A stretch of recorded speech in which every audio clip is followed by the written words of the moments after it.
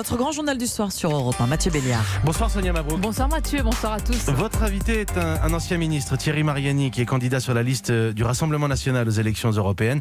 La campagne des européennes au cœur de votre interview, l'international bien sûr, et puis les cérémonies du 8 mai.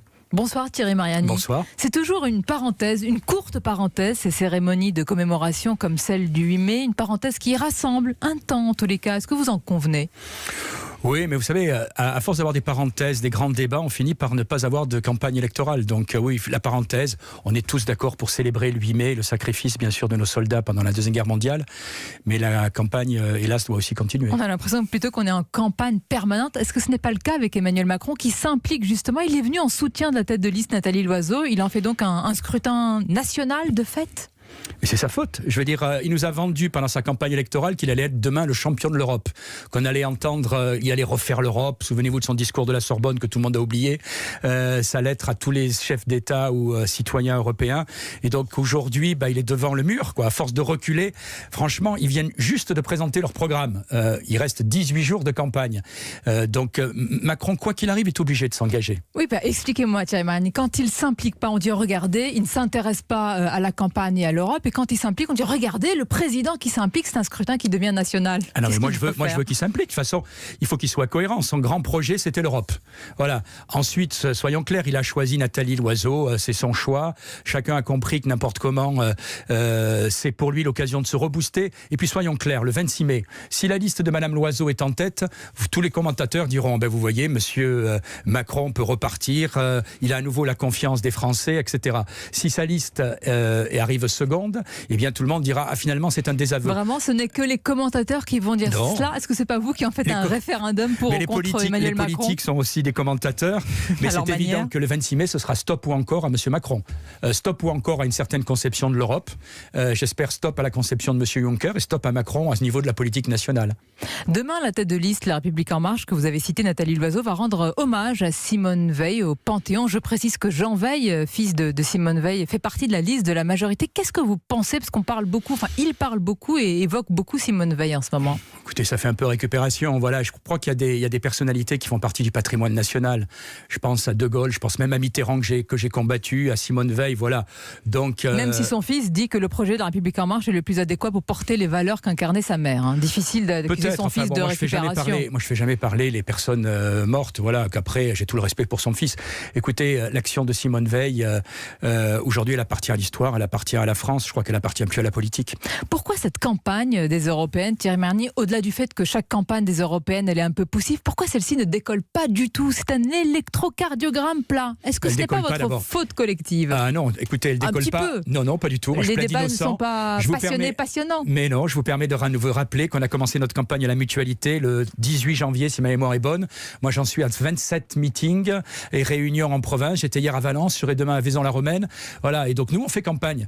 Ceux qui ont gelé cette campagne, c'est ceux qui en ont peur. Et ceux qui en ont peur, c'est ceux qui viennent juste de présenter leur programme.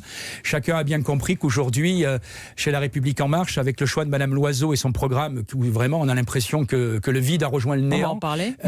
Eh bien, c'est un peu panique à bord. Oui, mais vous soulignez les bourdes, les approximations et les polémiques autour de Nathalie Loiseau, mais pardonnez-moi, vous n'êtes pas blanc-blanc. En tous les cas, l'affaire des assistants au Parlement européen, elle est toujours d'actualité pour le Rassemblement national. On a l'impression que tout le monde a oublié ça. Non, personne n'a oublié, mais personne n'a oublié aussi qu'il n'y a aucune condamnation. Voilà. Présomption d'innocence, mais une affaire, une épée de Damoclès judiciaire. Oui, mais de toute façon, ça c'est classique. Avant chaque élection, j'ai l'impression qu'il y a des convocations chez les juges, etc. Je rappelle qu'il n'y a aucune condamnation à ce jour, point final, quoi.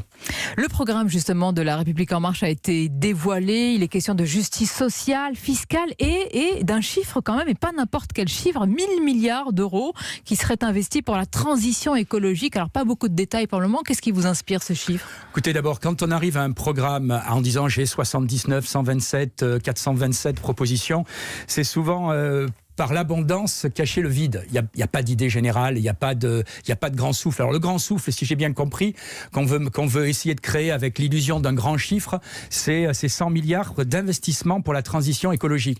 Vous connaissez le budget de l'Europe, mais je rappelle que le budget de l'Europe, il n'est que cette année de 165 ou 167 milliards.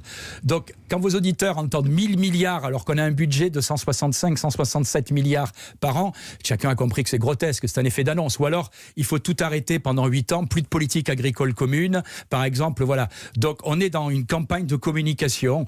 Nathalie Loiseau est à l'image d'En Marche et de M. Macron. Vous dites qu'il n'y a pas de vision, pas de souffle de votre côté, parce que vous parlez par exemple de l'Europe des nations, mais concrètement pour nos auditeurs ce soir, est-ce qu'il y a une proposition qui incarne cette Europe des nations que vous défendez? Oui, d'abord l'Europe des nations, c'est très simple. La réalité, c'est quoi? C'est Airbus, par exemple. Je rappelle que l'Union européenne n'y est pour rien dans Airbus. C'est à l'époque quelques pays, notamment la France et l'Allemagne, qui se sont mis ensemble pour faire un projet. On peut faire l'Europe des nations autour des nanotechnologies, autour de l'intelligence artificielle, etc.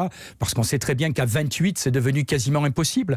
Et puis dans notre programme, il y a 2 idées qui sont très claires. Le juste échange, à savoir stop au libre-échange, où on est soumis à toutes les concurrences de gens qui ne respectent pas les mêmes conditions. C'est des mots également, hein. C'est des mots qui sonnent. Le juste échange, c'est des mots. Le juste échange, ça veut dire qu'en clair, les agriculteurs français ou les entreprises françaises seront en concurrence avec des gens qui ont les mêmes obligations sociales, éthiques, environnementales. Voilà, par exemple. Et puis ce qu'on appelle les circuits, le localisme, c'est-à-dire favoriser les circuits courts. Et on a toute une série de propositions. C'est d'ailleurs là-dessus qu'on fait campagne depuis 3 mois avec Jordan Bardella. Je voudrais qu'on conclue, Thierry Marnier, sur une question importante à l'international autour des tensions maximales réellement entre les États-Unis et l'Iran. Washington fait état de menaces graves, sans les préciser d'ailleurs.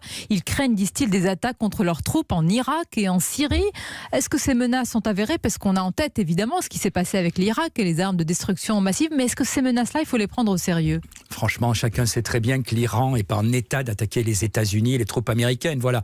Je rappelle quand même la situation, c'est quoi? C'est un accord sur le nucléaire iranien qui... tout laisse à penser qu'il était respecté. C'est d'ailleurs la position des Européens en disant qu'il n'a jamais été violé. Monsieur Trump, pour des raisons essentiellement de politique interne, a décidé de dénoncer cet accord. Aujourd'hui, les Iraniens disent tout simplement, puisqu'on nous enlève les bénéfices de cet accord, on va s'en libérer. Voilà. Donc on est dans une situation où sur la politique internationale et sur l'Iran, je trouve que la position américaine est très dangereuse. Et pendant ce temps, dans la région, il y a une offensive des armées syriennes et russes sur Idlib. C'est véritablement le dernier grand bastion des djihadistes syriens. Vous êtes toujours, et on connaît vos positions pro-russes, pro-Syrie?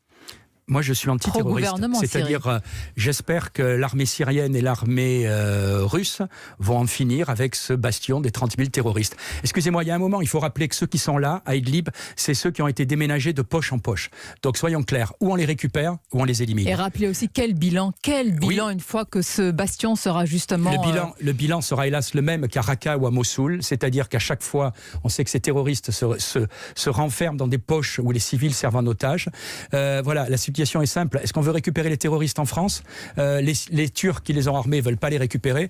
Donc je suis désolé, moi je souhaite que l'armée syrienne gagne parce que chaque terroriste éliminé, c'est un danger en moins pour la France. En tout cas, c'est une situation humanitaire dont il faut parler. Merci Thierry Marnier d'avoir été notre invité ce soir. Merci à vous.